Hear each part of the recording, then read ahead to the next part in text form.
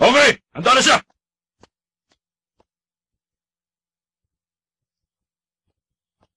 Magandang araw po sa inyo. Sino kalaban? Ayun.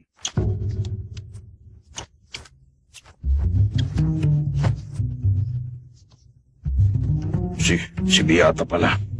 Pasensya na, Takamura. Baka pagsisihan niya lang ang labang ito. Nasisiguro kung magiging maganda ang laban niyo.